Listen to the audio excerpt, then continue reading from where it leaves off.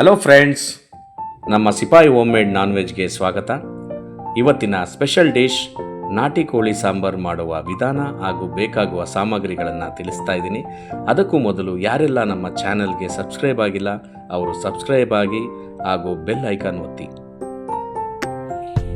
ಮೊದಲಿಗೆ ನೀಟಾಗಿ ತೊಳೆದ 1.5 kg ನಾಟಿ ಕೋಳಿ, 3 ಈರುಳ್ಳಿ, 3 ಬೆಳ್ಳುಳ್ಳಿ, 1 ಇಂಚಿನಷ್ಟು ಶುಂಠಿ, 1 ಟೊಮ್ಯಾಟೊ, 1 ಇಡಿ ಕೊತ್ತಂಬರಿ ಸೊಪ್ಪು, 1 ಬೌಲ್ ತುರಿದ ಕಾಯಿ, 1 ಇಡಿ ಹುರ್ಗಡ್ಲೆ,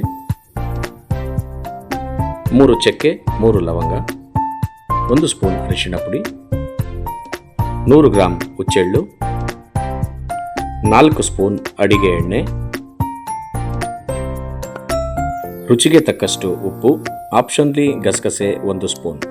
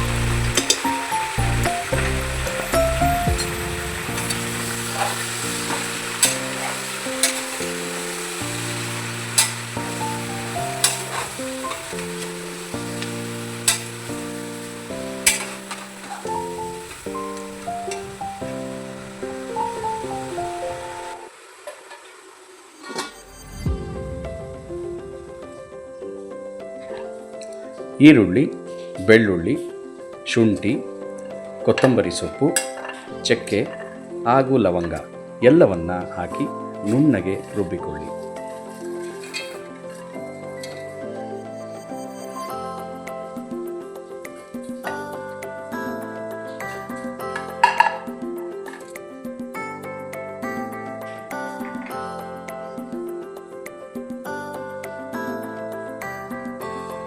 ರುಬ್ಬಿರುವ ಮಸಾಲೆಯನ್ನು ಇನ್ನೊಂದು ಬೌಲಿಗೆ ಹಾಕಿಕೊಳ್ಳಿ.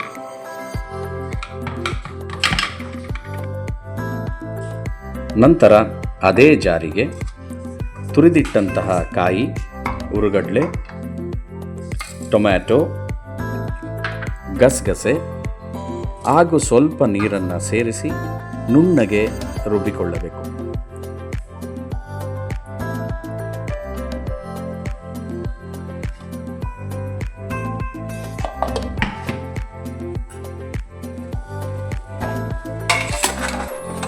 ಚಿಕನ್ನನ್ನು ನೀರಿನ ಅಂಶ ಹೋಗುವವರೆಗೂ ಹುರಿಯಬೇಕು.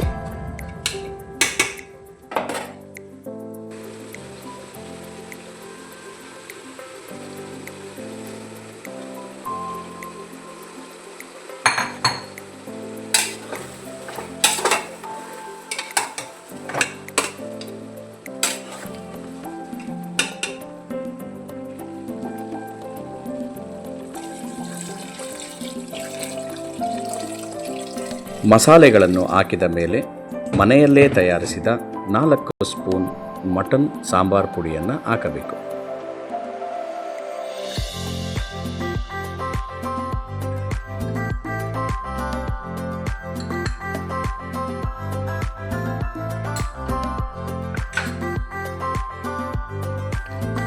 ಮಸಾಲೆಗಳನ್ನು ಚೆನ್ನಾಗಿ ಮಿಕ್ಸ್ ಮಾಡಿದ ನಂತರ ಲಿಡ್ಡನ್ನು ಮುಚ್ಚಿ 4 ರಿಂದ 5 ವಿಷಲ್ ಕೂಗಿಸಿಕೊಳ್ಳಬೇಕು.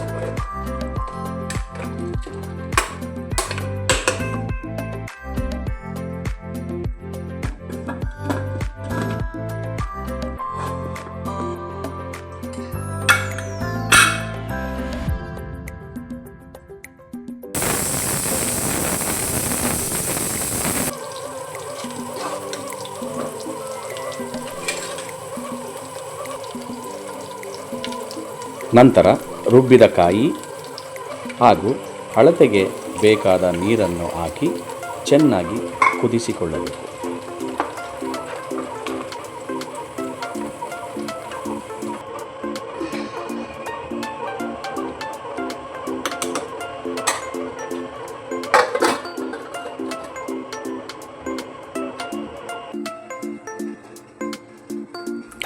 ಹುಚ್ಚೆಳ್ಳನ್ನು ರುಬ್ಬಿ ಅದರ ಹಾಲನ್ನು ಕುದಿಯುವಾಗ ಹಾಕಿಕೊಳ್ಳಬೇಕು.